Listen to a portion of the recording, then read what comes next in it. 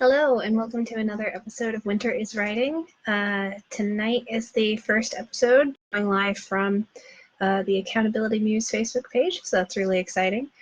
Tonight I want to talk a little bit about exposition and why it's a necessary evil in writing, no matter what kind of storytelling or even nonfiction writing that you're doing.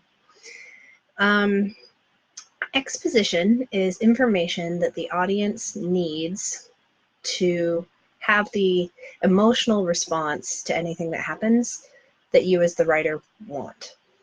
First of all, I apologize. My video playback on my screen is a little nuts. So if my audio sync is off, I'm sorry. It looks a little weird to me. Hopefully it's fine. Anyways, back to exposition. So I'm going to give a really simple example.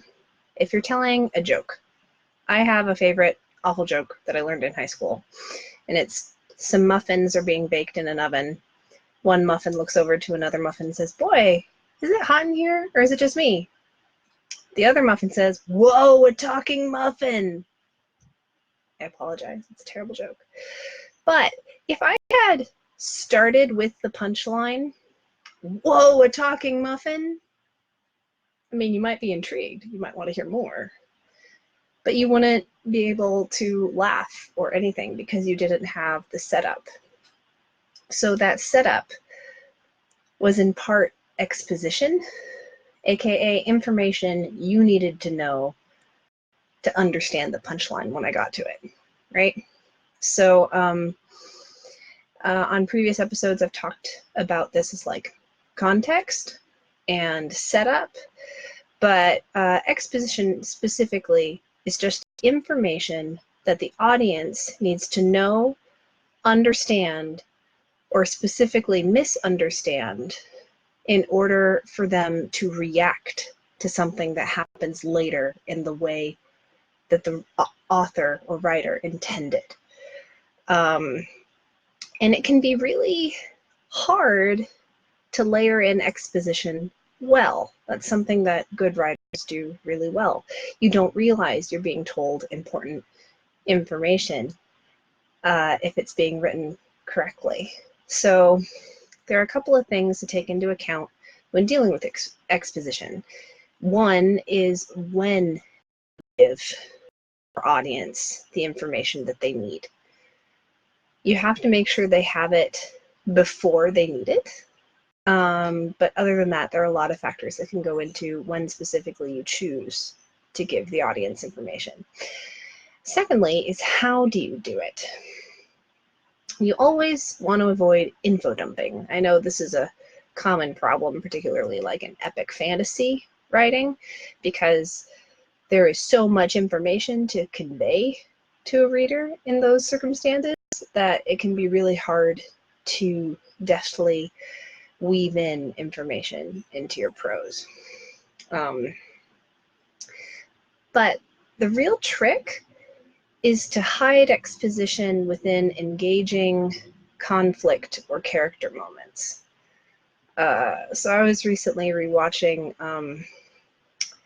the very first Avengers film, and once all of the Avengers are on the shield, like, I don't know what you call that ship, the flying aircraft carrier, essentially. There are a lot of scenes where they're just doing a whole bunch of talking. But what we're interested in as an audience is the developing conflict among the Avengers. Like, Tony is such a rebel and Steve is such a soldier, and they're butting heads constantly.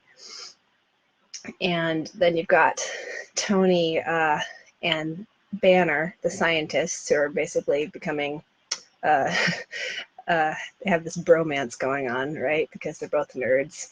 But Tony is also super interested to see what triggers the Hulk. And so that's all that is going on.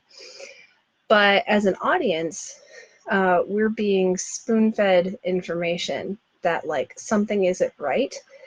Loki wanted to be captured, and he's on that ship because he wants to be there.